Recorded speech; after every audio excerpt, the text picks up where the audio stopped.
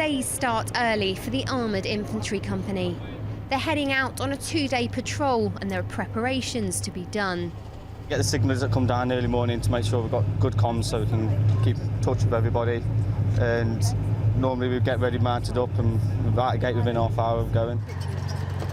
It's the role of A Company 3rd Battalion The Mercian Regiment to help protect the crucial routes around Durai Junction, preventing insurgent movement from the east to west of Helmand with their imposing presence. Although operations during previous tours have pushed the insurgents back from the main population centres, they still hold ground in the Dasht. The area of desert in which we've now stopped in is highly important and strategic. To our north, we have a large community. They're pro-ISAF and supported heavily by the Afghan National Security Forces.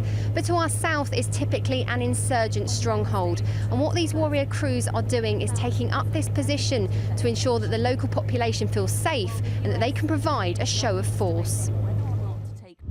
Poverty is rife in these nomadic areas and the troops help out as best they can, also talking to adults to gain intelligence. It's now the ANSF who engage the enemy in areas like Kakaran or Kamparak, whilst British troops stayed back unless they are needed. It's a fantastic vehicle, really, really good. It gives you fantastic protection. It's got really good firepower, but the real key to it is it's got really good manoeuvrability, and therefore we can go to areas that most other vehicles can't go to, and therefore the insurgent can't target us because they simply can't get to where we're going to. We move to another location. It's loud, dusty and bumpy in the back of the Warrior as we travel across the terrain. They may be less involved in kinetic activity now, but the threat of IEDs is still here and checks must be made. The Warriors are tough, but the conditions here also take their toll on the vehicles. One of the vehicles had a snapped axle arm, meaning that thankfully it could track on at the time, but now we've got to a bit of a safer location. We've made a decision to fix the vehicle. So as you've seen previously, we just repaired the vehicle, fixed it with a new axle arm, and now it's back on the road, good to go. We move east towards rural communities on the edge of the Helmand River.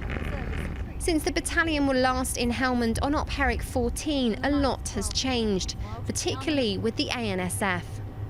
It was a lot more kinetic last time, there was a lot more fighting, there was a lot more foot patrolling.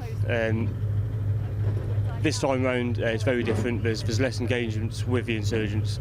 Compared to what there was, yeah, they've improved a hell of a lot and it's making us feel a lot more comfortable knowing that we haven't got to go into compounds and things like that. They can fend for themselves now and we can hopefully get out of Afghanistan soon.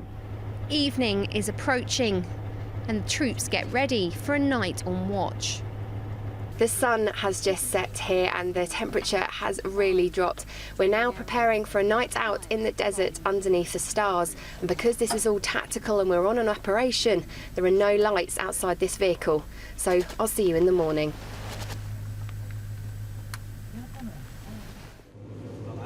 Morning comes and it's time for breakfast, and for those who were on the night shift to catch up on some sleep. It may seem a tough form of existence, but for these troops who are now 4 months into their tour, it's what they trained for. We train up to do this. We do PDT all beginning of the year to prepare us for this as well.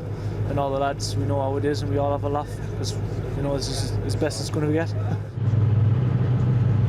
Whilst the Warriors still patrol here in Afghanistan, their role is crucial, letting the ANSF carry out their duties to stop the insurgency. Ali Gibson, Forces News, Lashkar Gah Durai.